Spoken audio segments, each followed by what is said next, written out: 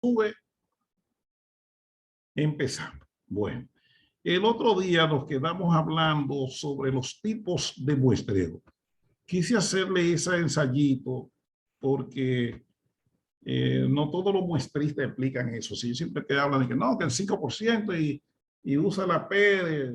Por ejemplo, yo tengo un amigo que tiene una empresa de mucho prestigio en este país sobre el asunto del muestreo y él un día así delante de la gente. Y él es un gran experto, empresario, es una empresa grande de eso, y él es delante de la gente, así, entonces estando nosotros ahí. Dijo, bueno, que para diseñar la muestra eso es fácil, porque eso solo hay que tener una P. Usted debe decirme qué significa la P, cómo usted llegó a ella, en la práctica, cómo usted la definió. Eso da buena vuelta ahí, pero la gente cree en él, así, digo en él, no en ellos, es una empresa. Bueno, vamos a hablarle ahora de los tipos de muestreo. Por aquí tienen que leerse todos esos elementos que están ahí.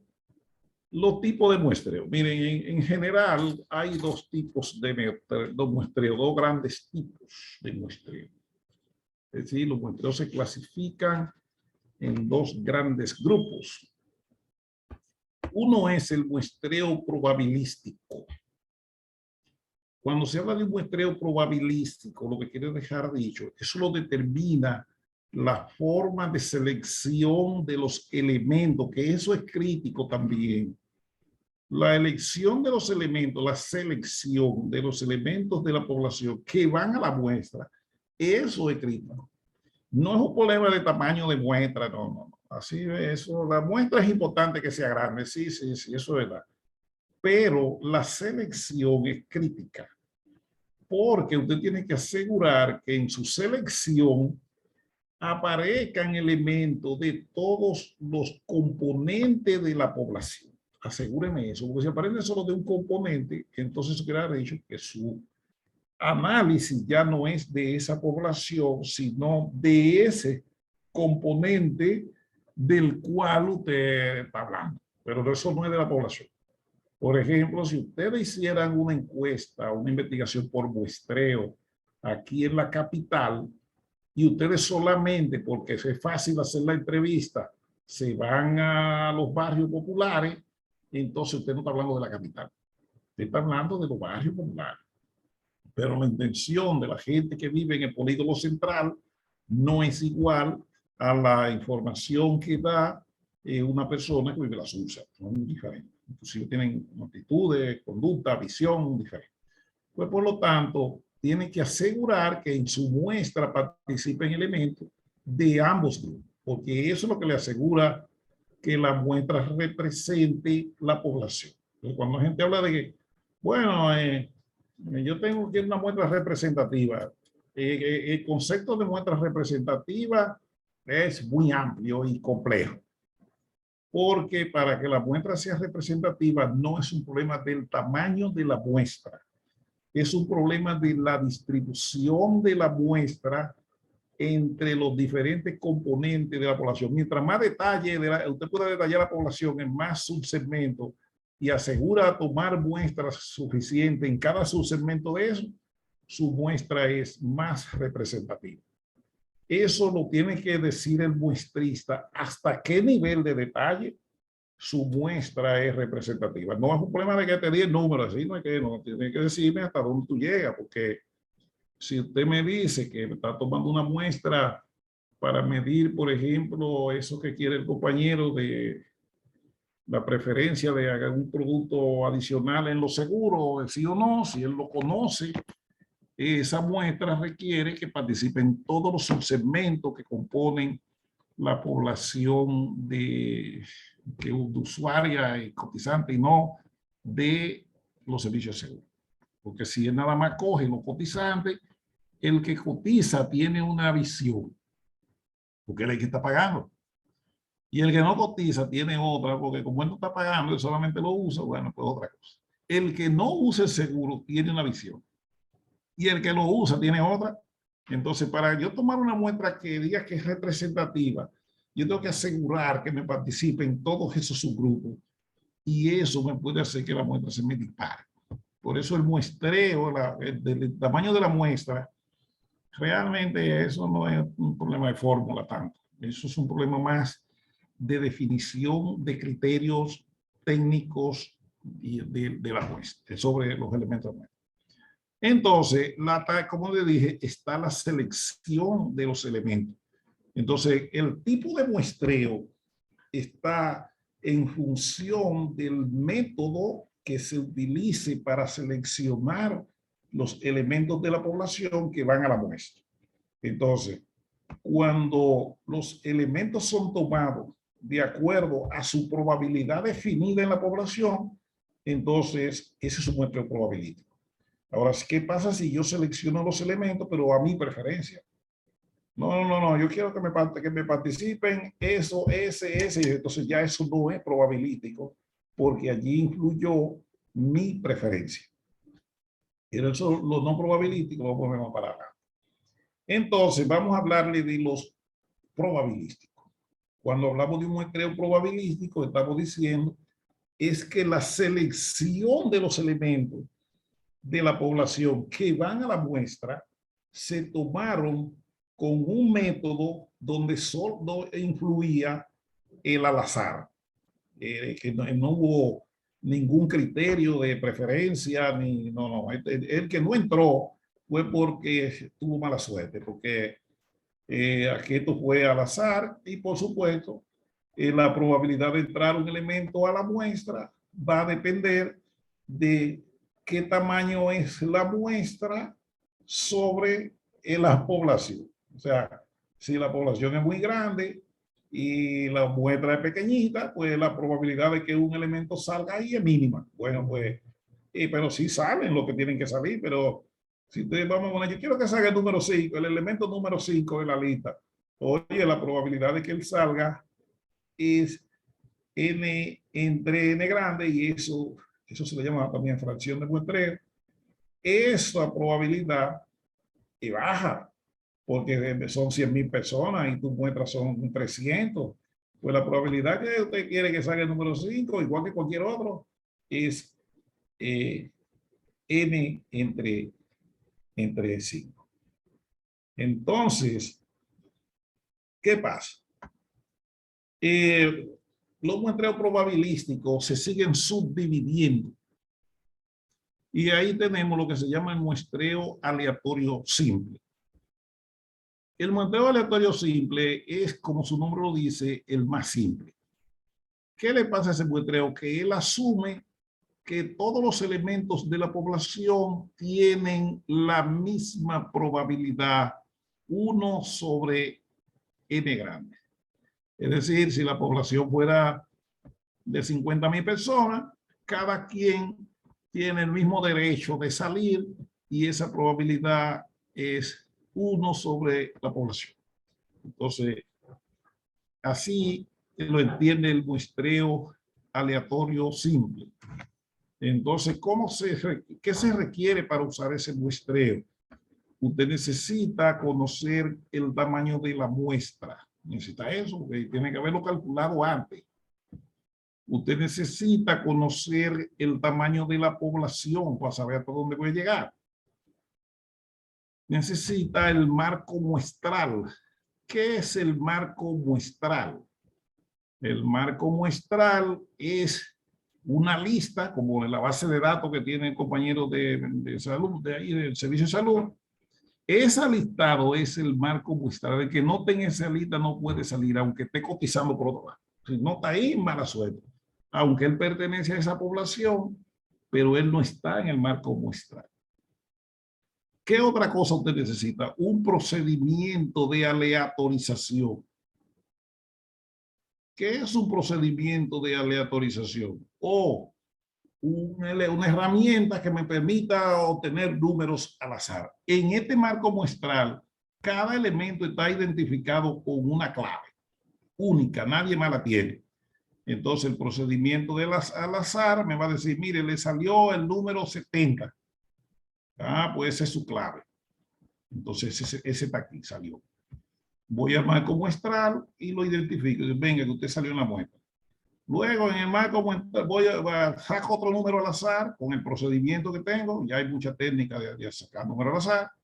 Y ahora salió el 390. Entonces usted va a la lista, busca el tipo que esté en la posición 390 y ese es el que va. Pues va aquí. Es probable que si es a través de una clave, entonces no necesariamente están en orden.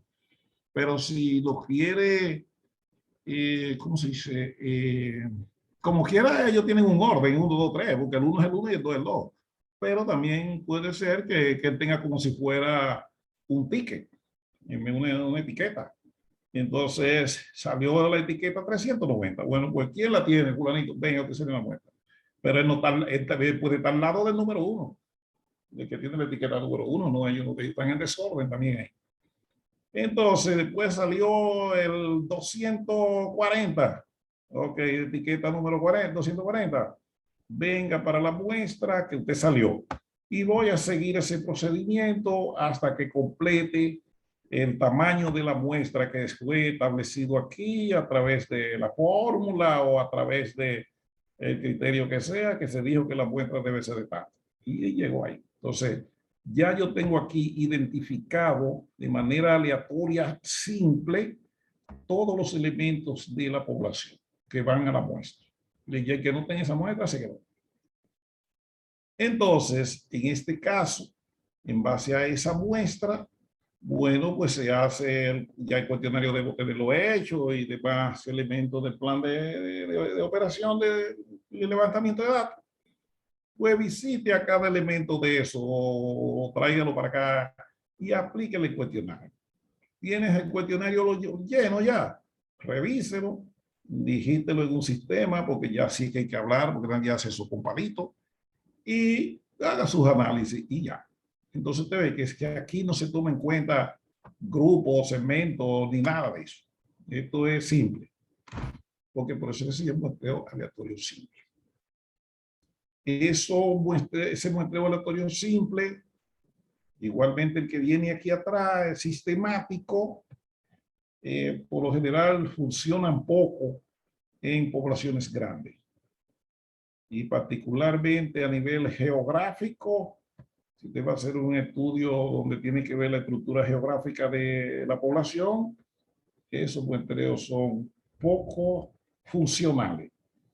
A pesar que son, si se pudiera, son los que tienen menor nivel de error, donde se tiene el resultado más preciso es con ellos, pero ellos en poblaciones grandes ya no pueden participar, porque si fuera la población del país, que tiene 11 millones de personas, usted tendría que estar en una lista de 11 millones de personas, entonces eso le va a aumentar el costo, porque usted es probable que le sacan los elementos así. 1 en Higüey, 2 en Dajabón, 3 en Jarabacoa, 4 en Puerto Plata, y esa movilidad del entrevistador, le va a aumentar el costo significativamente. Entonces, ese muestreo no le conviene tanto cuando se hace trabajo geográfico. Bueno, el otro tipo de muestreo que debemos aprender a manejar es lo que se llama el muestreo sistemático. Ese lo sabe la mayoría de la gente. ¿Qué es lo que hace el muestreo sistemático? Él dice, bueno, mira, vamos a dividir la población entre la muestra. Entonces, eso te va a dar un elemento que generalmente los muestristas le llaman K. Entonces, le que dice, ok, ya tú tienes acá, consígueme un número al azar entre 1 y K. Eso en el listado, o sea, o en el, o lo que tienen las etiquetas en la mano. Supongamos que todo el mundo tiene una etiqueta del número 1 a N, hasta N mayúscula. Cada quien tiene un número que lo identifica. Entonces yo puedo decir, ok, dale, salió K. Supóngase que la K dio 150. Entonces esa es la K. Pero esa K salió de dividir el tamaño de la muestra entre el tamaño de la porción que va a ver. Suponga que K vale 150. Entonces tómame un número al azar Míralo, aquí lo dice, todo lo dice ahí. El primer número al azar va a salir tomando un número entre 1 y K. Míralo ahí. Pero el 1 puede salir y K también, pero tomen al azar 1. Entonces, ese número que salió, que es el késimo, que entre 1 y K, supóngase que salió aquí y salió el 76. Ese número está entre 1 y K. Él se parece al aleatorio simple. La diferencia es que te es dividiendo la población entre la muestra. Entonces, después que tiene este número que salió el 76, usted dice, hoy, ¿quién tiene el 76? Juan Pérez. Juan Pérez, ponte aquí, que saliste en la muestra. ¿Cómo cojo el segundo número? O al 76, que ya salió, súmale de nuevo la K. Eso es lo que dice aquí. Mírenlo ahí. Dice, el segundo sale de I más K. Pero ¿quién es I? O hay que tener el número 76, o el que salió, más K. Bueno, pero si K vale 150, el segundo número que va a salir debe ser 76 más 150. Que eso da un número que no me acuerdo. Vamos a poner entre más 150, eso tiene que dar 126, 226. Ayúdenme ahí. Sí, 226. Bueno, entonces 226, venga para acá que usted salió. 226. Ahora, a ese 226, súmale de nuevo la K. Y te va a dar de nuevo aquí 226, te tiene que dar a 276. Así es, 300, 400. 476. Aquí salió el 76 ya. Ya ese lo sabemos, que fue el número 76 que salió entre 1 y K. Ese es el primero. Entonces a ese más 150, vuelve y te va a otro número, 476. Y así sucesivamente, usted le sigue sumando la K hasta que complete aquí la N. Y aquí va a ir contando hasta que llegue a N. Cuando llegue a N, párese. El último N, el último valor, debe estar en los últimos 150 valores. Así que, porque lo que te hace es que divide la población en grupitos que cada uno de 150. En este caso, porque es lo contrario que la K fuera 150, de cociente. Bueno, entonces, cuando llegue al último número aquí, ese último número tiene que estar entre los últimos 150 elementos. Ahí tengo ya mi muestra contemplada. Ese muestreo tiene de ventaja porque si los elementos tienen algún orden interno, es probable que te caigan elementos que siempre corresponden a la periodicidad de la K. Por ejemplo, vamos a ver aquí. Si ustedes tuvieran que hacer una investigación en una urbanización, en las urbanizaciones todas las calles son cuadraditas. ¿Qué pasa si te salió aquí, que el número que salió aquí, ahí hay un colmado? Por lo general en las esquinas hay colmados de negocio. Pues entonces, como las manzanas son iguales, todas del mismo tamaño, y supone que el tamaño que te salió de la K es equivalente al número de casas que hay en un lado de la manzana, siempre tu muestra va a caer en la esquina y ahí lo tengo colmado. Entonces eso te hace una ventaja de ese muestreo. Pero en su operacionalidad es similar al muestreo algorítmico.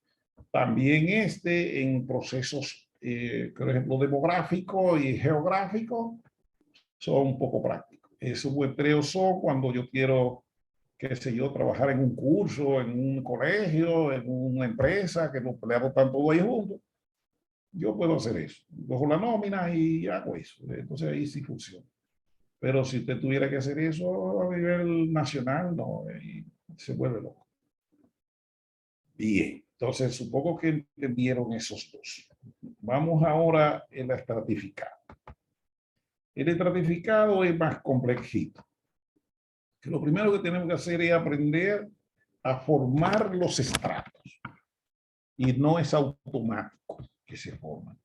Por ejemplo, hay gente que va a hacer una investigación en el país y él entiende que el Cibao es un estrato y la capital es otro estrato y el este es otro estrato y el sur otro estrato. Entonces eso es así, eso no es un estrato. ¿Por qué? Porque el Cibao y Santo Domingo en muchas cosas se parecen. Entonces, ¿para qué lo estratificaste si ellos son iguales? Entonces, vamos a partir del objetivo de la visión que se tiene con la estratificación. La estratificación tiene como finalidad reducir la varianza, la diferenciación entre los elementos. Ese es el fin de la estratificación. Entonces, para yo hacer un análisis por muestreo y usando un muestreo estratificado, necesito conocer los grupos, que son lo que le voy a llamar estrato, en que yo puedo dividir la población. Por ejemplo, el compañero del seguro, a él le conviene estratificar de acuerdo al plan, porque el plan es el que le define el monto que cotiza la persona. Y los servicios que recibe y la calidad del servicio y todo está controlado por el plan. Entonces, el plan sí es una variable, en este caso, de estratificación. Pero no es que en el Cibao, no, porque en el Cibao hay de todos los planes, y aquí en la capital también, y en el este también. Entonces, la variable de estratificación, esa requiere meditación, requiere análisis. ¿Por qué? Porque lo que yo quiero es reducir la varianza. Entonces, tampoco deben ser tantos estratos. Eso no se puede ser de que 10 estratos, eso no se puede. 5 estratos son 5, y si llegan a 8 es mucho. Pero hay gente que lo divide más, pero entiéndase que se le complica mucho eso. Y una cosa de las cosas del muestreo es que no sea tan complejo este proceso. Entonces, de cada estrato, usted necesita tomar una muestra. Los estratos se representan, vamos a poner, la población por una N mayúscula. Los estratos se representan por una N mayúscula, por lo general en los libros de muestreo tiene una H. Entonces, igualmente de la población sale la gran muestra y de cada estrato debe salir una submuestra que también se llama una N minúscula H. Entonces, la H va siempre desde el primero, comienza en el 1, 2, 3, hasta que llegue al final. Yo, si son 5 estratos, la H llegará hasta 5, y si son 8, hasta 8. Puede ser un chismar de ahí, pero no es recomendable. Entonces, de cada muestra, también, de la muestra de cada estrato, yo tengo una muestra, porque tengo una muestra N1, que vino del estrato 1, tengo una muestra N2, que salió del estrato 2, una muestra 3, que viene del estrato 3, y una muestra aquí N8, que sale del estrato 8, y así. Óiganse bien. No necesariamente los estratos grandes tienen muestras grandes. No necesariamente. Ya eso lo hemos hablado otra vez. Las muestras grandes las va a tener aquel estrato que es heterogéneo. Ahí es que las muestras son grandes. Cuando digo grande es en términos relativos. Por ejemplo, de un estrato homogéneo, la F, este factor que pusimos ahorita aquí, y en este caso va a ser una FH, porque cada estrato yo voy a tener una muestra y un estrato. La NH, la FH que sale de dividir la NH, o sea, la muestra del estrato, entre el tamaño del estrato, esa FH, F, sí, que se me olvida porque entonces esa FH, que se llama fracción de muestreo, eso queda en por ciento, en proporción. Entiéndase que esa F no necesariamente la va a tener mayor el estrato mayor. No, porque no necesariamente al maestrato más grande le toca la muestra relativamente más grande. Y el estrato, puede decir que el estrato más pequeño sea el que tenga la muestra más grande. Y tú dices, oye, ¿por qué? Bueno, porque ese estrato pequeño, sus elementos son muy diferentes. Entonces ahí se requiere una muestra grande y que relativamente tenga una representación mayor. Si los estratos son homogéneos, entonces no. Si los elementos son homogéneos. Entonces, pues como que hablábamos hace unos días, si usted dividiera la población dominicana en 3 grandes estratos, el estrato 1 clase baja, el estrato 2 clase media, el estrato 3 clase alta o los ricos, del estrato 1, es decir, de la gente de clase baja y de la gente de clase alta, la proporción de elementos que se requieren dentro de esas poblaciones no tiene que ser tan alto, porque esos gente se parecen. O sea, los de clase baja, ellos son muy parecidos. Y los de clase alta también. ¿De cuál grupo tú vas a querer una proporción alta o en lo de clase media? Porque ese grupo es heterogéneo total. Entonces ahí la varianza es alta, pues esa varianza es la que me va a exigir que la cantidad de elementos que correspondan a ese estrato sea grande.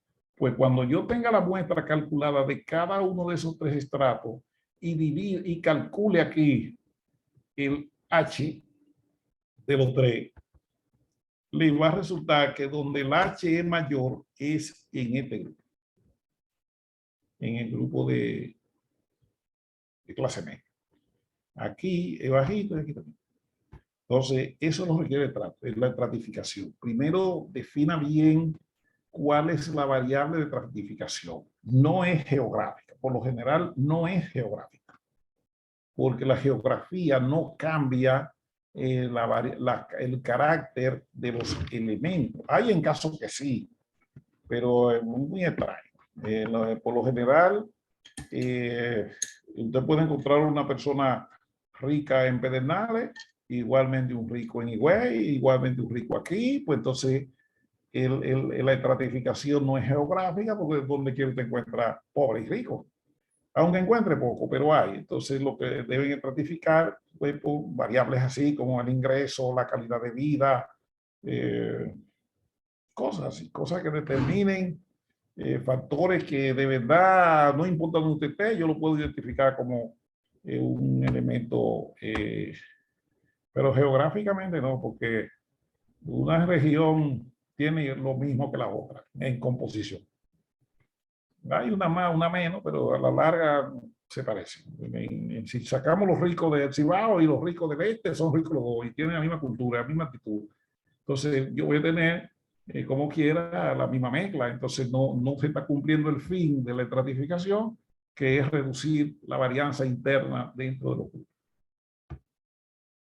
Entonces, luego que estratificamos, se requiere manejar una serie de conceptos. Mire, aquí está lo que estamos hablando del factor de fracción de muestreo. Mire aquí. Aquí está RB, esto se llama factor de expansión, que es cuánto representa un elemento del estrato, cuánto representa uno de la muestra. Por ejemplo, si usted tiene un estrato que tiene, por poner un ejemplo, 10.000 elementos, estoy diciendo algo que no debo, que eso lo pone usted, y usted tomó una muestra, puse 1.000, vamos a poner 10.000 aquí. Y usted toma una muestra de 500, usted divide 10.000 entre 500, me llevo esos 2 ceros con estos 2, y lo que queda es 20, o sea, 100 entre 5. Entonces, eso les está diciendo que cada elemento de la muestra representa 20 de la población. Y eso es lo que le mide lo que se llama el factor de expansión o W. Así es. Entonces, que también le llaman factor de ponderación. Siempre debe saber cuántas muestras usted puede obtener de cada estrato. Eso se calcula por esa fórmula, ya lo hemos visto. El otro día pusimos un ejemplo que si tenemos una población de 10 elementos y queremos muestra tamaño de 4 en 4, de tamaño 4, tenemos derecho a tener 210 muestras. Entonces, ya no sabemos eso. Ustedes lo ven, lo meditan un poco ahí. Bien. Aquí está cómo se distribuye la muestra, porque siempre se calcula la muestra general. Ahora, ¿cómo nosotros distribuimos la muestra entre los diferentes estratos? Bueno, hay una forma que es lo que se llama la fijación simple. La fijación simple es cuando a todas las muestras se le da la misma cantidad de elementos. O sea, si son 5 estratos y la población es de 10.000, bueno, pues divida 10.000 entre 5 y a todo el mundo, digo, si la muestra fuera, por ejemplo, tenemos 5 estratos y la muestra es de 500, bueno, pues cada estrato ponle 100. Eso es una fijación simple. Tenemos la proporcional también. La proporcional es cuando el tamaño de la muestra de un estrato va a depender de la proporción que representa ese estrato en la población. Y así se hace eso. Eso es elemental, eso es fácil. Pero tenemos también lo que se llama la fijación óptima. Viene etiqueta aquí abajo. Mírenla ahí, qué bonita. Aquí tengo otra combinación, compadre. Aquí la distribución de la muestra depende de la varianza de interna de cada estrato. Eso es lo que, ahí que está el asunto. O sea, mire aquí cómo tiene que multiplicar. La n, que es el tamaño del estrato, por la desviación estándar de ese estrato, que lo obtuve de alguna manera, tuve que estudiar eso, el tamaño de la varianza de ese estrato. Y aquí tengo el tamaño de la suma del producto de todas las varianzas de los diferentes estratos. Entonces, para cada estrato, eso se multiplica por el tamaño de la muestra. Esto lo tiene que hacer para cada estrato. Esto va para cada uno. Y entonces, al multiplicarlo por la muestra general, que ya la calculó con la fórmula que vimos antes, eso te va a decir cuántos elementos de esa muestra le corresponde al estrato H. Es decir, si es al estrato 1, al 1, al 2, al 3, aquí lo dice, la H va de 1 a L. La L, si son 8, la L vale 8. Entonces, alguien dirá, bueno, yo quiero ver eso hecho. Vamos a mandarle un ejemplo para que lo vean hecho en una hoja de cálculo. Bien, entonces esta es la misma fórmula. Lo que tiene que cambiar esos elementos, lo cambian aquí, porque aquí se toma en cuenta el costo ahora.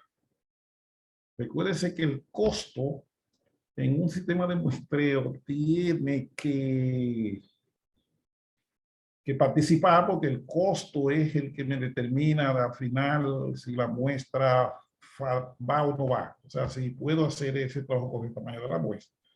Entonces, el costo, te dice, ¿cómo determino el costo? ¿Cómo yo sé eso? Hay dos diferentes formas.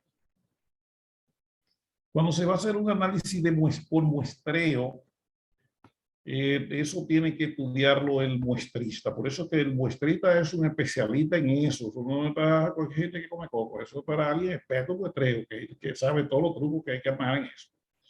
¿Cómo yo determino el costo? Ese es el costo unitario. O sea, no es el costo del estrato 2. Es el costo de una unidad de muestreo en el estrato.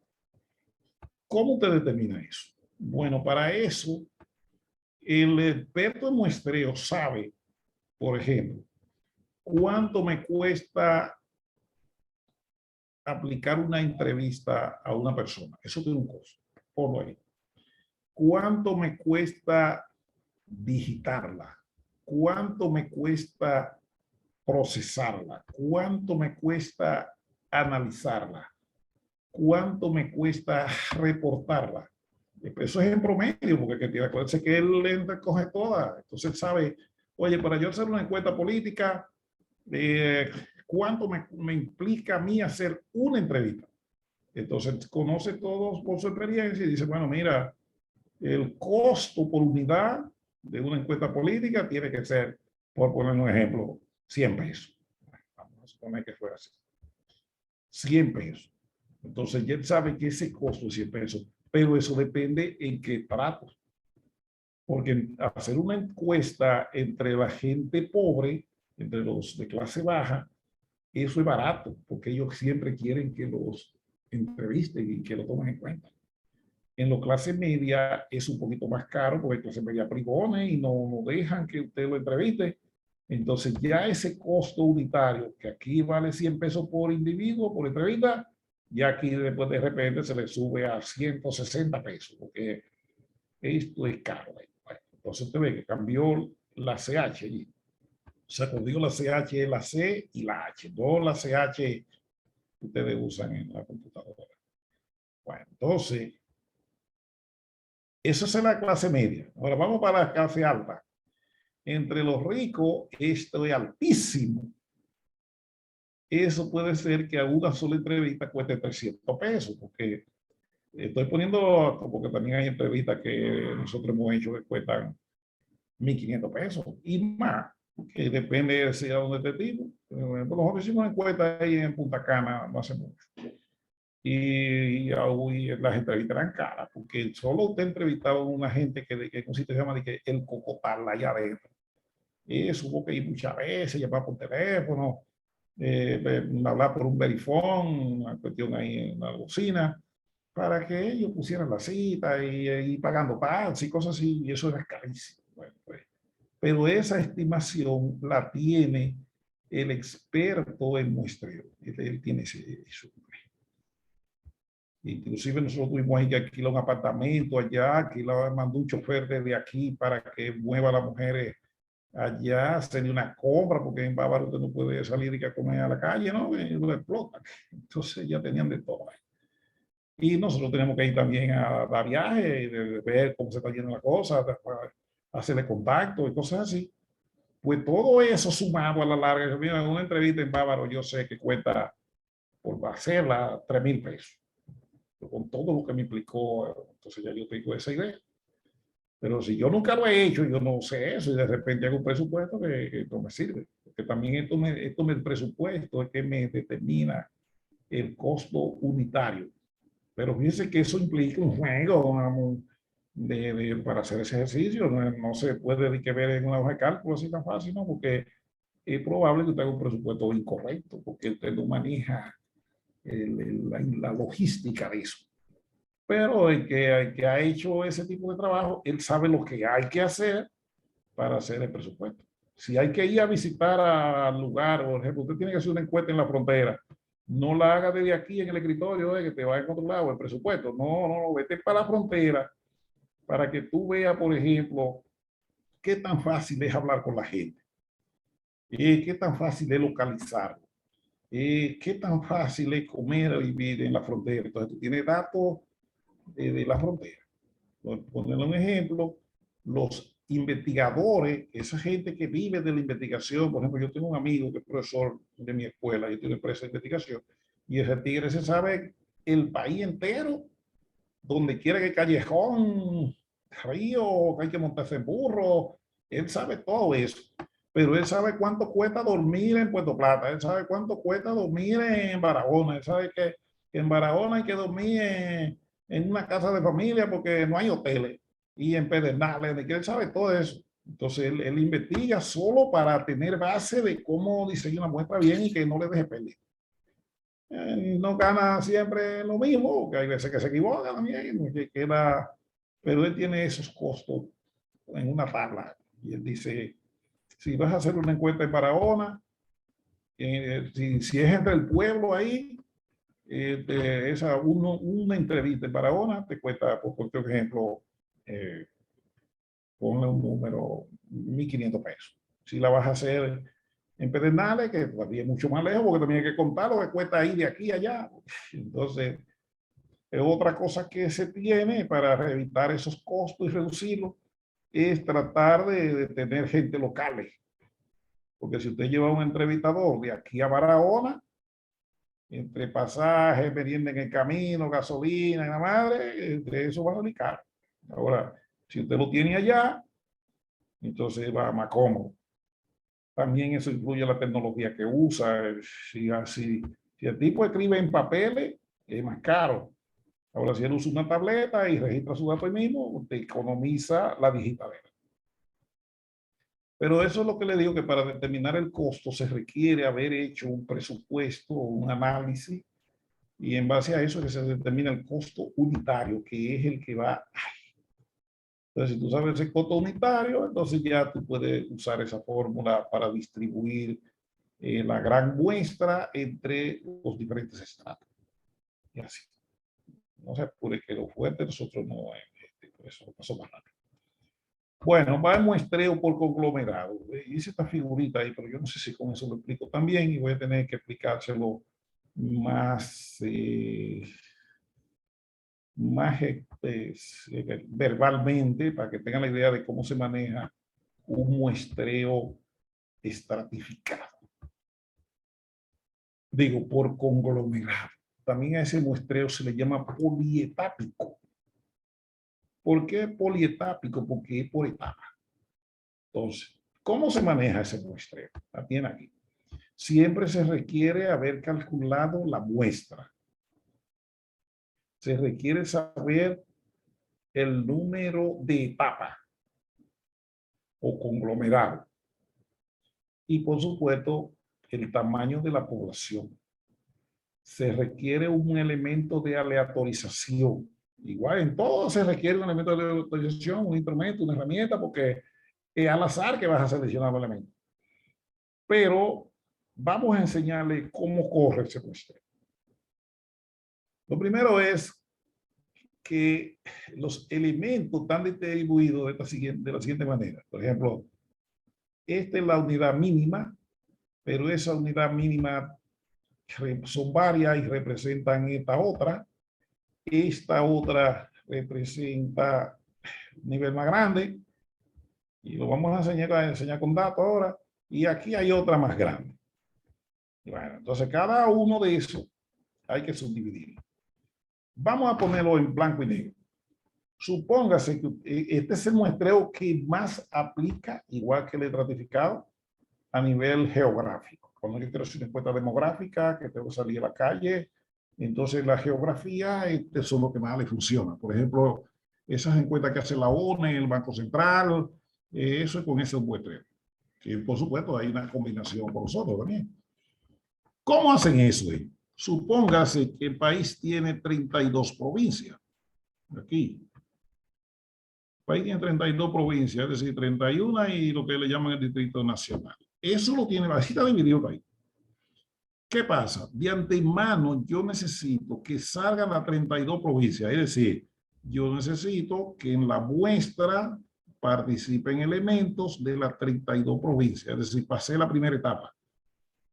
Por eso es que se llama polietápico. ¿Cuál es la primera etapa? Todas las provincias están participando. ¿Está bien? Ahora, las provincias están divididas en municipios.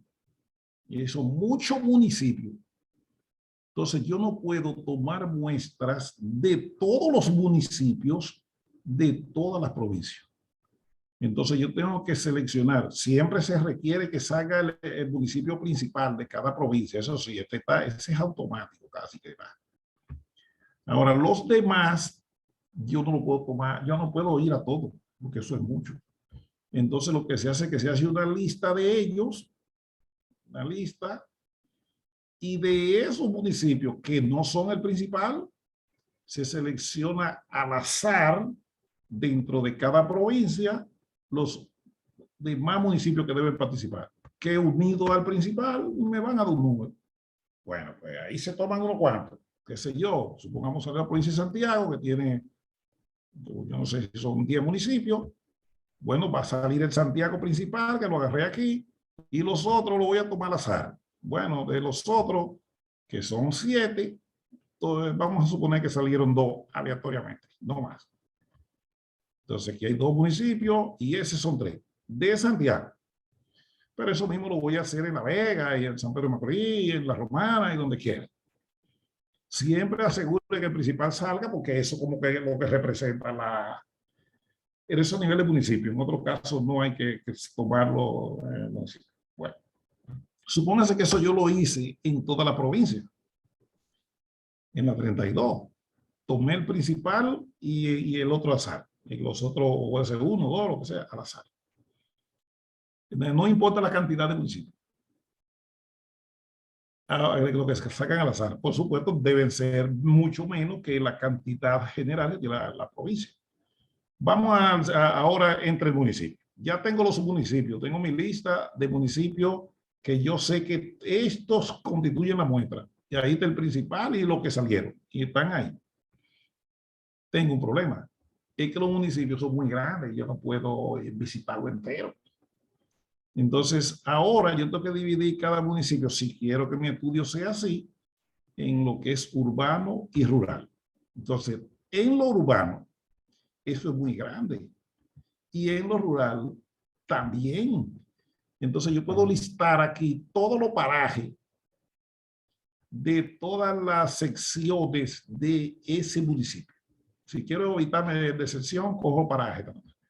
Entonces, dentro de todos esos parajes, yo voy a seleccionar al azar una cantidad. Supongamos que yo selecciono en cada zona rural de cada municipio, seleccioné 3 parajes. Y en cada urbano de cada municipio, yo voy a seleccionar, por poner un ejemplo, en alguna provincia, en otra van a ser más, 5 barrios. Lo urbano lo divido en barrios y lo rural en parajes. Entonces tengo ahora que llevar estos divididos. Entonces, ¿qué pasa? Que cuando yo estoy en un barrio, yo no puedo ir a toda la casa de ese barrio porque eso es muy grande. Entonces tengo que volver a dividir ese barrio por manzana. Entonces tengo una manzana aquí, toda la lista de toda la manzana. Pero observe que cada vez yo estoy en un ambiente más reducido, más específico. Entonces yo puedo visitar los barrios que me salieron de aquí y entonces yo voy a esos barrios y lo divido por manzana. Entonces salieron de cada barrio, supongamos que salieron 3 manzanas al azar. De los parajes igual, y son muchos parajes, y es un paraje muy grande, yo no puedo hacer así, pues entonces paraje lo puedo subdividir, también podrían ser por pequeñas unidades de paraje, y entonces también de esas unidades geográficas cogí 3 o 2 de cada paraje. Entonces, ahora yo tengo otra división. Lo dividí por manzana, pero que cuando sale la manzana, hay manzanas grandísimas, yo no la puedo andar entera. Entonces tengo que seleccionar dentro de la manzana, por poner un ejemplo, un lado de la manzana. Cada manzana tiene 4 lados. Yo voy a seleccionar un lado, cada una. Vamos que fuera el lado que sale el sol. Podría ser, o combinado, o en las pares, el lado que sale el sol, y en las impares, el lado que se encuentra el sol, o lo que sea. Ahí es habilidad del muestreo. Y en lo mismo puedo hacer aquí en la zona rural. Luego que hago todo eso, ahora yo ya en este lado de esa manzana, yo puedo identificar las casas que quiero visitar. Ya yo tengo, ya contacté aquí a cada individuo donde yo quiero ir a hacer mi cuenta. También hay lados de manzana muy grandes, entonces yo digo, ok, miren, esa manzana vamos a entrevistar 5 casas y cuéntala, ella tiene 30 casas en ese lado y yo no me voy a entrevistar 5, pues eso quiere decir que cada 6 casas coge una. o si la puedo meter las 30 en una lista y seleccionar al azar, entonces yo cojo las que salieron al azar y a esa es que voy a ir a hacer la entrevista. Pues esa es la lógica del muestreo por conglomerado, donde usted va bajando por etapas. Cada vez que usted pasa una etapa, vuelve y cae o vuelve y muestrea y así sucesivamente. Si usted tiene todo eso en una base de datos, por ejemplo, en el Banco Central y en la ONU, ellos tienen una ventaja. Es que ellos tienen una base de datos que ya la pudieron y la depuraron y todo ese tipo de cosas. Entonces ya ellos no tienen que hacer eso tan complicado porque ellos tienen lo que se llama una base de datos de segmentos censales. Entonces lo que ellos sacan al azar son segmentos censales dentro de cada provincia y eso lo sacan al azar. Entonces ahí ellos tienen una forma de decir, bueno, en la provincia de La Vega salieron 10 segmentos, en la provincia de Santiago tantos segmentos, por eso porque ellos tienen eso controlado y con la tecnología pues les es fácil hacer eso. Pero que no tiene nada de eso y lo tiene que hacer desde cero en adelante, tiene que hacer eso como yo le expliqué ahí. Pero ellos tienen ya esa ventaja. Entonces, por eso la ONE, si usted quiere hacer un buen diseño muestral, usted va a la ONE y ellos le sacan, inclusive le venden los mapitas así pequeñitos de la zona que usted ya le salieron. Entonces ya ahí usted se maneja más cómodo, pero eso es parte del costo también, eso dispara. Pero sí se hace ya, de eso ya está controlado. Pero eso es para hacer estudios de ese tipo. Un estudio demográfico, sí, pero hay veces que, por ejemplo, usted quiere hacer un estudio de mercado, entonces la base de datos de segmento de la ONE probablemente no te sirve porque tu análisis de negocio, de mercado, requiere otro tipo de Una pregunta, Faustino. Ah, Pero hace que ese método sea un poco sesgado en algún caso. Por ejemplo, si esa manzana cayeron en un extracto, por ejemplo, de la gente que tiene mayor ingreso en una población, que son parajes, ahí puede haber, por ejemplo, o que tenga cierta característica diferente a los demás. ese muestreo es el que genera mayor error a la larga. Primero, por todas esas selecciones que han venido bajando hasta que llego a la casa. Eso es una. Eso que dice el profesor también es cierto. Puede dárselo, pero bueno, tiene ese tipo de un poco de mala suerte. Pero acuérdense que como eso es al azar, hay gente que por eso que ustedes ven que se dice un nivel de confianza del 95%. Hay gente que queda en el 5% o que no tiene una muestra dentro ¿cómo se llama eso? Del intervalo de confianza, le cae fuera. Entonces esa muestra da un resultado muy diferente al real. Los como yo, eso casi no le pasa porque yo soy un hombre de buena suerte. Entonces no ha tenido eso. Pero sí hay gente que esa muestra le cae muy lejos de la verdad. Por eso es que ustedes ven que cuando los que hacen encuestas de esa de políticos, hay encuestas de esas que son grandísimas y dan un resultado lejísimo de la mayoría. Lo que pasa es que usted se salió del intervalo de confianza porque la muestra que usted seleccionó, por suerte o por mala suerte, quedó fuera del intervalo de confianza. Y entonces usted quedó en el nivel de confianza en el 5% que es a riesgo. Porque esa es una desventaja de lo al azar, que puede salir cualquier cosa. Bien, entonces, este muestreo, como le dije, es el que genera mayor error. Es el menos preciso. El muestreo aleatorio simple y el muestreo sistemático son los muestreos más precisos que hay. Eso lo dicen los libros de muestreo y te lo puedo comprobar y así. Ahora bien, ¿cómo usted elimina o reduce ese error con este muestreo? O usted reduce el error aumentando el tamaño de la muestra. ¿Cómo lo hace? Por ejemplo, cuando usted tenga esta manzana, que, como decía el maestro, que usted tenga la manzana, ya la persona que está ahí entrevistando, le da lo mismo entrevistar 5 personas que 10, o sea, 5 familias que 10, porque él está ahí mismo, ya eso es barato. Entonces, como el costo ahí le va a disminuir por entrevista, pues ya tú puedes hacer varias más, que no es lo mismo que si te sale un entrevistador aquí y ahora te tiene que mover aquí hacia la otra. Eso te es muy costoso. Pero si tú tienes en Puerto Plata, por poner un ejemplo, que hacer 20 entrevistas, pues tú le puedes decir, pues mire, quédate en Puerto Plata por 3 días. Y eso no es tan caro. Ahora, ¿qué pasa si le salió una entrevista en Puerto Plata y la otra en Dajabón? Entonces, él tiene que trasladarse de Puerto Plata a Dajabón y eso le aumenta el costo. Entonces, tú puedes hacer más entrevistas en Puerto Plata porque ellas están juntas.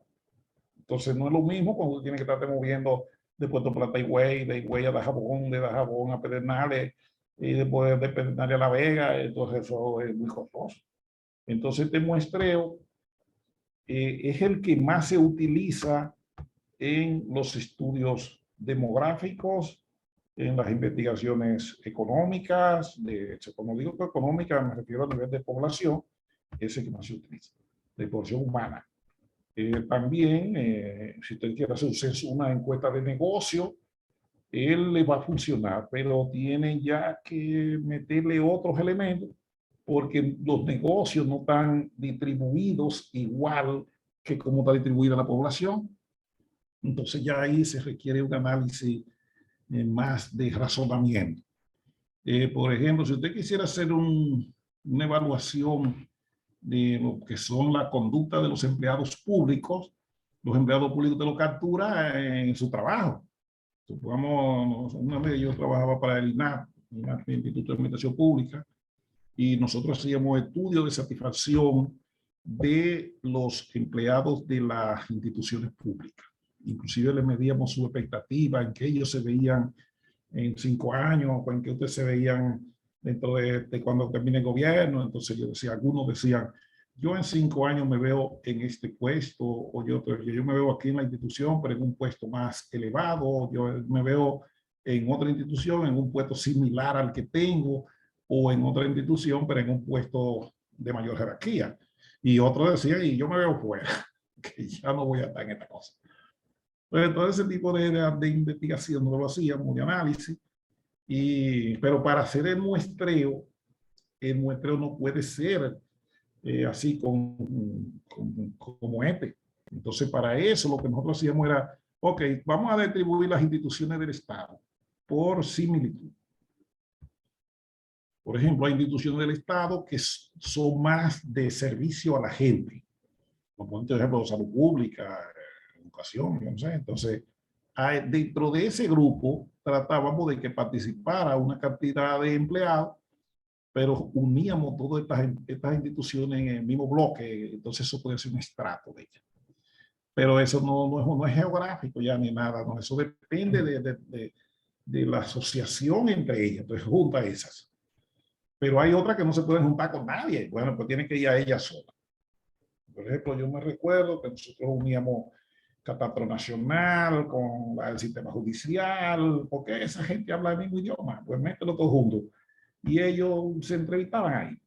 Pero así lo hacían. El turismo no podía ser igual que salud pública, porque son instituciones que tienen visiones diferentes. Bueno, entonces se hacía así.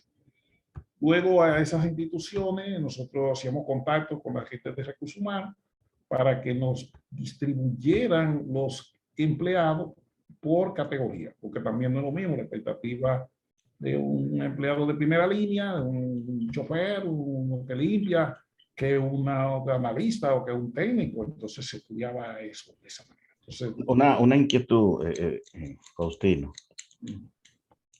Fíjate, hay una encuesta que salen valorando a los funcionarios públicos, a los ministros y eso. Entonces parece que es una encuesta que se le hace a la población.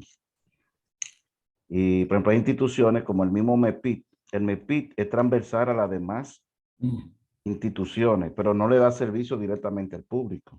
Exacto. Entonces, cuando se le pregunta a alguien, por ejemplo, ¿cómo usted valora al ministro por ejemplo, de Economía? Como no saben lo que hace el ministro de Economía, que no es lo mismo, por ejemplo, que un ministro de salud o de educación. Ujú. Entonces hay un sesgo que parece que las encuestadoras no toman en cuenta eso. Lo que pasa es que una encuesta de esa naturaleza, para evaluar ministros y cosas así, de instituciones, la primera pregunta que se le debe hacer al entrevistado es si él conoce el quehacer de esa institución.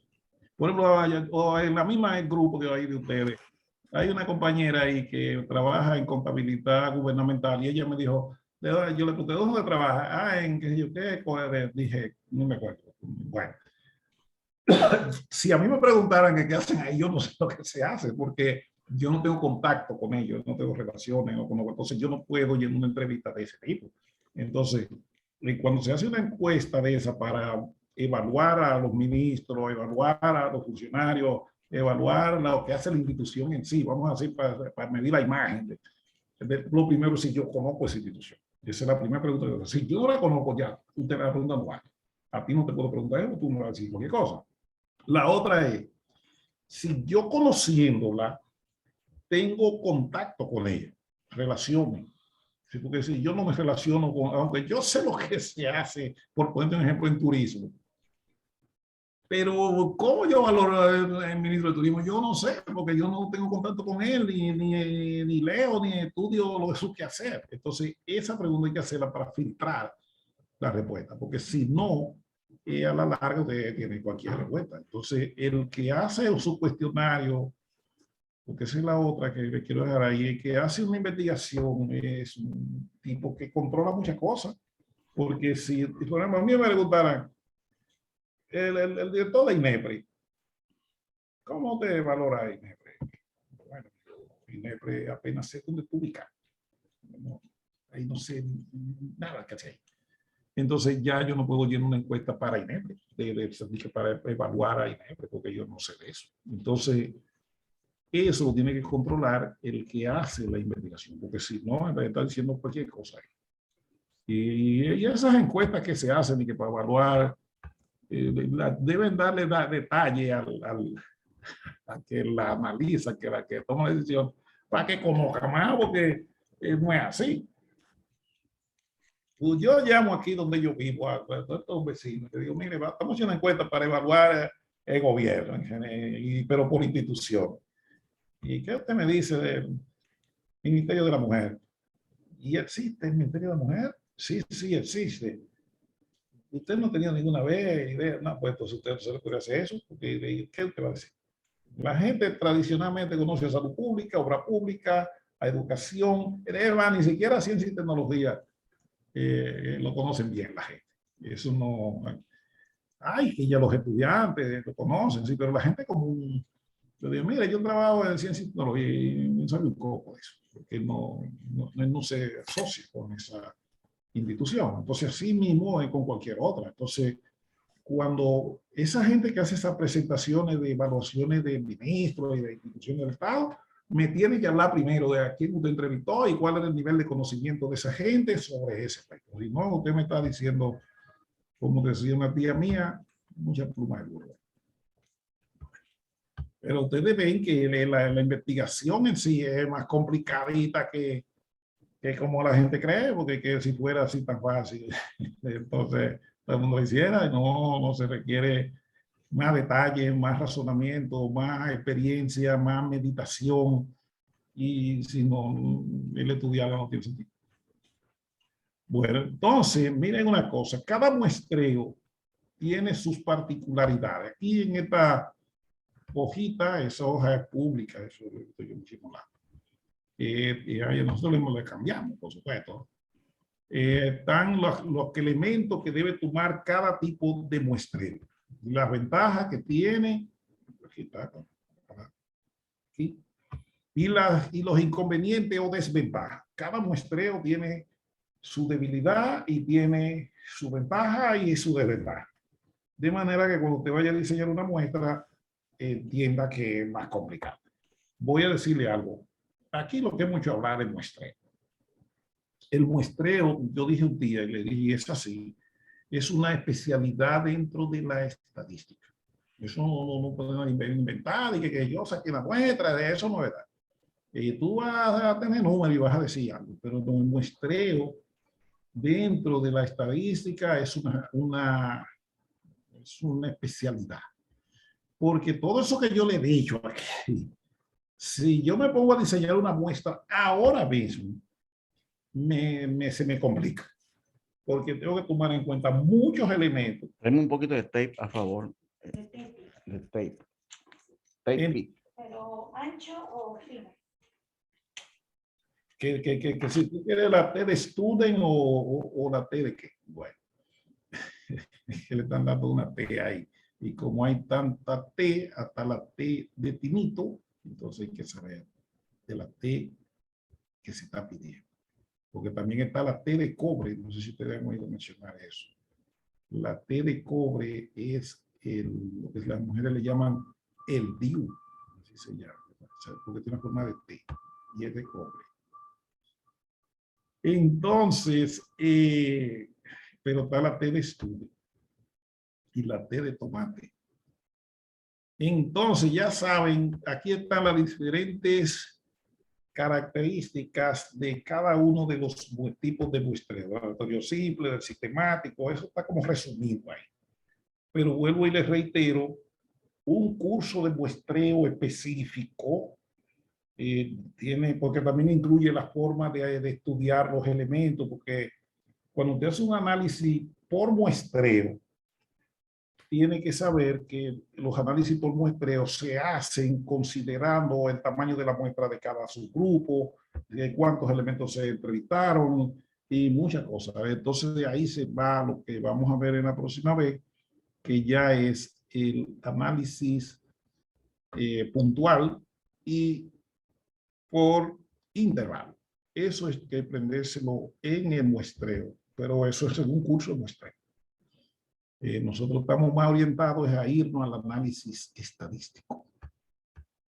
Aquí hay muchas fórmulas que se usan en muestreo. Por ejemplo, el promedio, cómo se calcula una proporción promedio. Entonces, cada formulita de esa le serviría a usted en caso que tenga que hacer un trabajo de muestreo.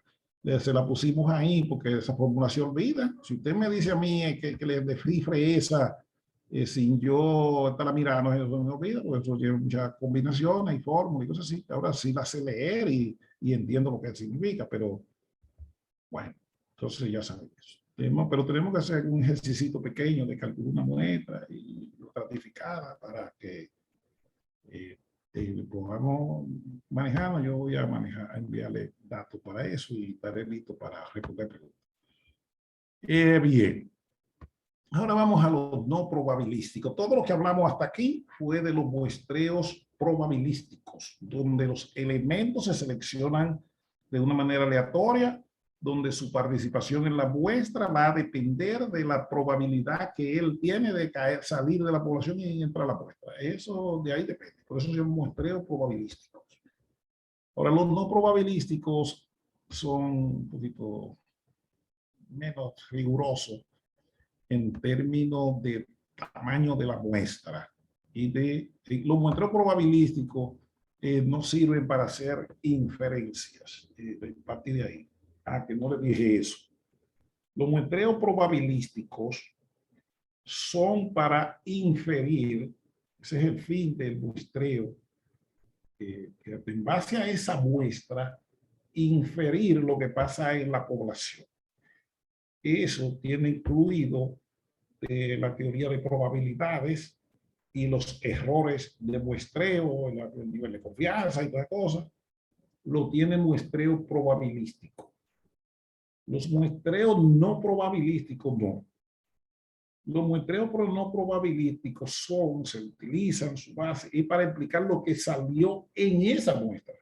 Pero yo no puedo decir que lo que vi en esa muestra es aplicable a toda la población, porque no se tomó una muestra de una manera aleatoria donde cada elemento tenía derecho a participar. Aquí no, aquí son los que se seleccionaron.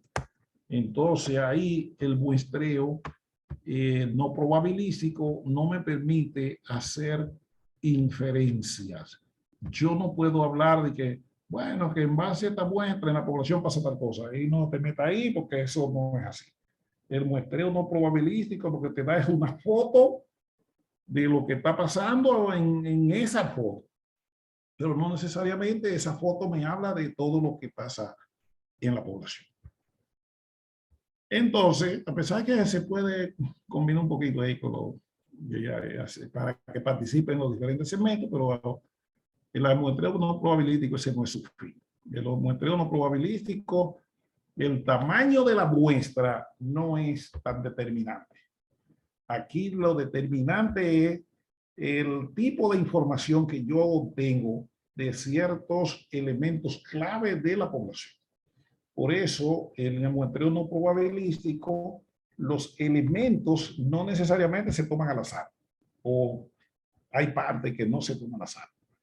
Por ejemplo, si ustedes quieren hacer una evaluación del Ministerio de Planificación y lo quieren hacer a través de una investigación por muestreo, y quieren entrevistar a otras instituciones, entonces tienen que asegurar que en esas instituciones participen, por poner un ejemplo, los ejecutivos y las personas que están en puestos donde es necesario conocer el quehacer del Ministerio de Planificación.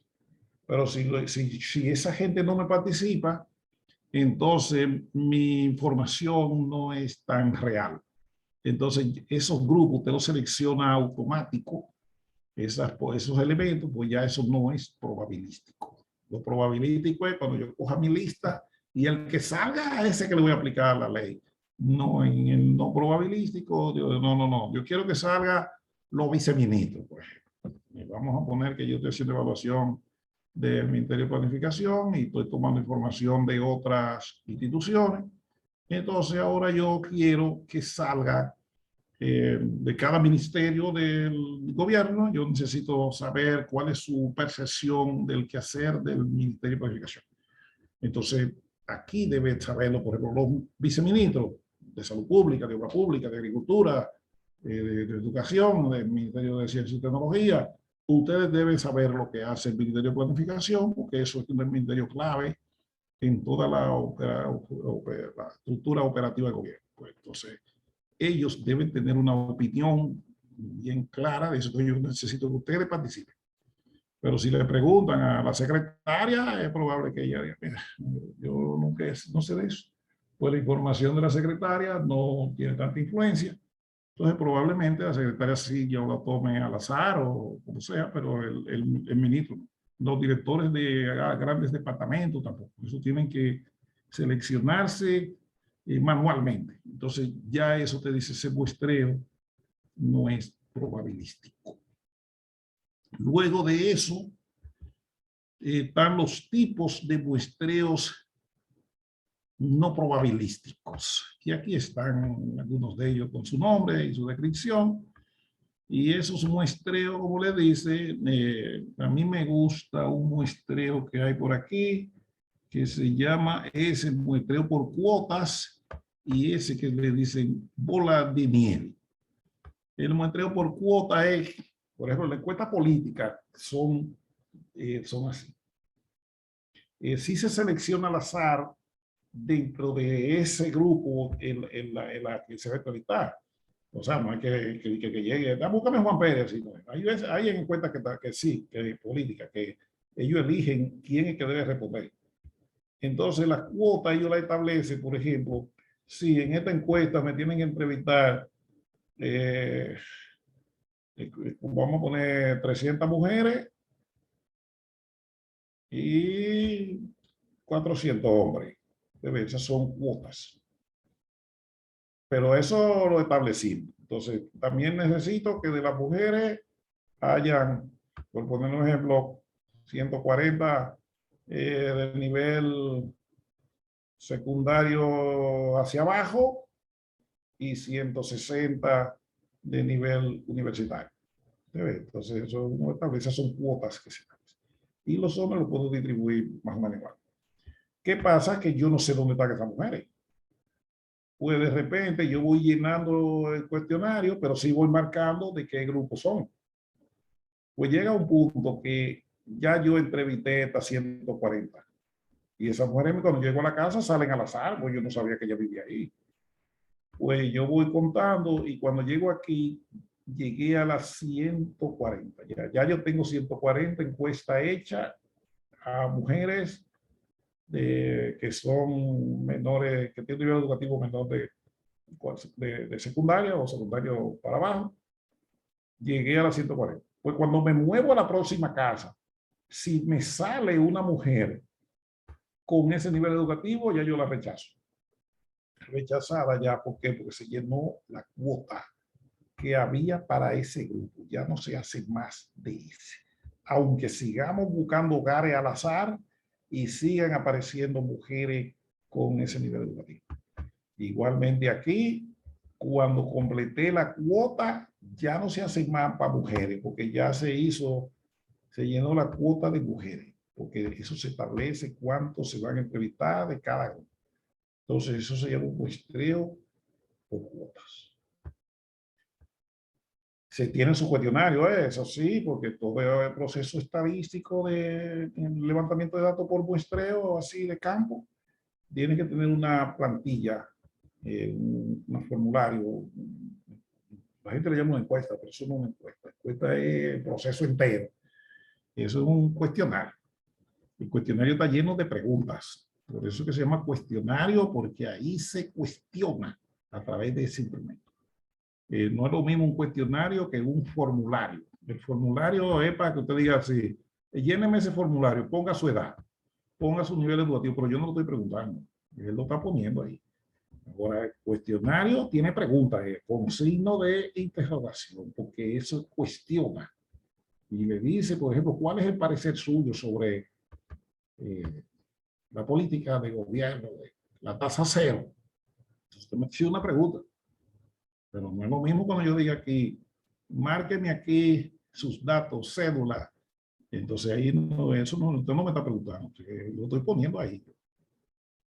Bien, entonces, vamos aquí. El muestreo bola de nieve. ¿Cómo es que procede? Ese es muy fácil.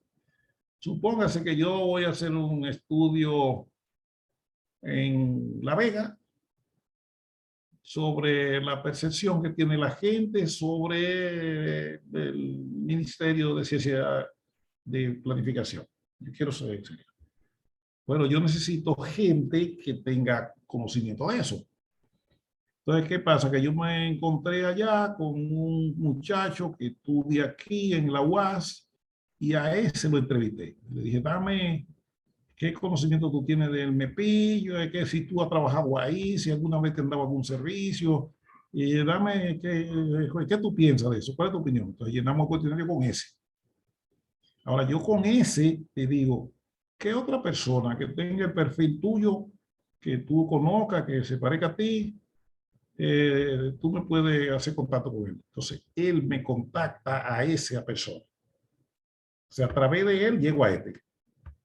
Ahora, cuando yo consigo el segundo, hago lo mismo. Hago toda mi entrevista, porque ya yo sé que ese tiene información similar a este, porque él tiene un perfil parecido. Entonces, este me consigue al otro. Entonces, yo voy a ir consiguiendo gente en cadena ahí. Y por eso es que se llama de que bola de nieve, porque eso se va uno agarrando del otro y el otro del otro. Hasta que completo mi entrevista. Pero yo lo que tengo es una línea de caminar a través de cual contacté cada uno de mi gente. En los otros muestreos, no, yo no sé a quién voy a entrevistar, y nadie me va a orientar ni nada, si no salió al azar, vete a la casa tal, vete a la casa tal, al azar. Eso es un muestreo probabilístico, aquí no. Aquí contacto uno y ese uno me consigue los otros. Porque entonces él me da el segundo me da el tercero el cuarto, y así sucesivamente. En estadística pura, los muestreos no probabilísticos no son tan usuales. Eso lo usan más los psicólogos, los publicistas, los sociólogos en una medida, y cosas así. Gente que no requiere hacer una inferencia, sino lo que él quiere es identificar. En mercadeo se usa eso también. Por ejemplo, cuando te le va a poner un nombre a un producto, el problema tuyo no es la cantidad de gente que tú entrevistes, sino la calidad de la respuesta. Entonces, en esos casos, lo que se hace son estudios cualitativos y aquí le funciona eso. Y así. ¿Qué más me quedaría de decir hoy? Para que no se me canse la lengua. Bueno, aquí hay el muestreo de juicio, también está ahí su explicación, ustedes lo leen detenidamente y pueden seguir investigando sobre eso y ahí este documento se acabó. Entonces lo que me queda es ponerlo a practicar, inclusive algo de probabilidades, porque tienen que saber eso de probabilidad. Pero ustedes como analistas, porque eso es algo, las probabilidades les interesa mucho, pero a ustedes les interesa más cómo se crea la base de un análisis estadístico. Como ya hemos dicho muchas veces, para hacer un análisis estadístico bien hecho, yo necesito saber todo lo que caracteriza el proceso de la recolección de los datos, partiendo desde el objetivo. ¿Cómo se llegó? ¿Cómo se obtuvo la información? ¿Cómo se contactó al entrevistado? ¿A quién se le entrevistó en la encuesta? Porque, por ejemplo, en esa encuesta del Banco Central, usted no puede entrevistar a todo el mundo, ¿no? No, ellos le dicen, mira, ahí usted me va a entrevistar a una persona que tenga esta característica en cada casa que haya. Si esa persona no tiene ese perfil, suéltelo. No puede ser. Espere hasta que venga el que vea. Otra cosa es cuando hay varios que pueden llenar la encuesta. ¿Cuál yo selecciono? Hay en encuesta que a ti te dan una tabla que tiene un método de especificación de cuál es la persona que se entrevista. El que tenga esta condición y esta otra. Ese que vas a entrevistar. Entonces, el que hace análisis tiene que saberse todo eso, porque si tabula datos así, sin pensar en el proceso y el procedimiento de cómo se llegó al dato, usted va a creer que la verdad siempre es verdad, y no es así. Por ejemplo, hay encuestas, estudios estadísticos que se hicieron en el este. ¿Qué pasa si yo cuando voy a hacer mi análisis no pensé en cuál fue la cobertura de esa investigación? Y entonces yo quiero decir que, mira, en el país pasa tal cosa. No, espérate, eso no pasa en el país, eso pasa en el este, en el país no. Entonces, eso yo tengo que saber. Yo tengo que saber en qué periodo se contrataron esos datos, porque, por ejemplo, hay datos que si usted lo colectó, por poner un ejemplo, en el gobierno anterior, esos datos que da la gente se cambian mucho contra lo que se dice ahora con el gobierno actual. Entonces eso altera también el resultado. Entonces, si usted quiere hacer un análisis estadístico y no sabe en qué periodo se obtuvieron los datos, es altamente probable que usted esté diciendo vino tinto donde va cerveza y así. Entonces son muchos los detalles que se requieren un análisis estadístico. Ni siquiera es tanto eso como la gente cree que es aplicar software y eso vale, porque eso te ayuda para que lo hagas rápido. Pero lo que más le da valor al análisis es la conceptualización y el conocimiento del conocimiento que usted tenga sobre el cómo se llegó a ese dato. Y ese es el fuerte. Se me venció la hora, son las 4:00. Ya se me fueron como 3 personas, no, 3, eran 28, quedan 25, ahora hay 24. Entonces, ese documento usted lo tiene, yo le voy a subir el otro documento que vamos a hablar en la próxima clase, que es sobre métodos de estimación. Para darle una idea, el concepto de estimación, y eso sí, ya hay que hacerlo con matemática. Ahora vamos a hablar de estimación y pruebas de hipótesis. Y eso tenemos que practicarlo un poco. Entonces, mañana, ¿qué tendremos? No, mañana no tenemos. Esto lo hablamos desde el martes porque hay una actividad en el ministerio. Ok, entonces vamos a coger ese día de mañana, estos días para ponernos al día con todo, Sí. de modo que estemos bien actualizados y lo que nos estamos quedando atrás, nos pongamos al día. Sí, traten de completar los ejercicios. Yo lo voy a revisar de finalizar todo. Y también le voy a poner otros ejercicios entre hoy y mañana para que sigan haciendo calculitos ahí, porque también la gente aprende haciendo. Entonces, eso se lo voy a poner entre hoy y mañana. Ahora me voy a parar un ratico a descansar la lengua y después le entro a ustedes. Y les voy a poner el otro documento en la página ahí también para que los que tengan la oportunidad de verlo con antelación, también vayan nutriéndose ahí cuando empecemos a hablar ya de este calidad. Recuérdense que la estadística requiere también meditación. O sea, no se Gracias. aprende por hacer cálculos solamente. Bueno, pásenla bien.